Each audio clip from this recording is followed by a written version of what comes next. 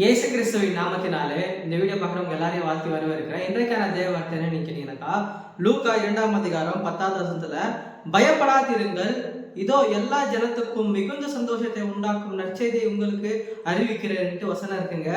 நற்செய்தினா என்னங்க? நம்மளுடைய வாழ்க்கையில இருக்கிற கண்ணீர்கள், கஷ்டங்கள், கவலைகள் எல்லாமே போய் நம்மளுக்கு ஒரு புதிய வாழ்க்கை கொடுத்துருந்தாங்க நற்செய்தி.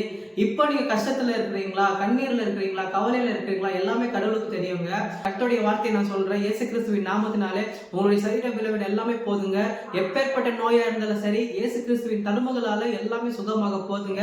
நீங்க விசுவாசிங்க. என்னுடைய வாழ்க்கையில நிறைய பேர் சொல்லியிருப்பாங்களோ, நீ நேத்து இயேசு ஏற்றுக்கொண்ட, இன்னைக்கு ஒரு அற்புதம் நடக்குமா? நீ நேத்து தான் சர்ச்சுக்கே வந்திருக்கிற, உனக்கு அற்புதம் நடக்குமா?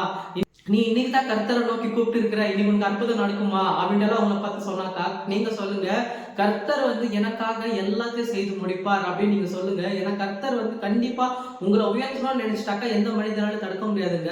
நிறைய பேர் யோசிச்சுட்டு இருக்கீங்க இப்ப கூட, பிரதர் நடக்குமா பிரதர், என்னுடைய வாழ்க்கையில நான் எவ்வளவு பாவம் செஞ்சிருக்கிறேன் பிரதர். நீங்க ஒரே ஒன்று யோசிங்க, கர்த்தர் பாவிகளுக்காக தாங்க, கர்த்தர் உங்களுக்காக தாங்க வந்தாரு. கர்த்தர் நீங்க மனம் திரும்பும் போது பரலோகம் அவ்வளவு சந்தோஷப்படுவாங்க.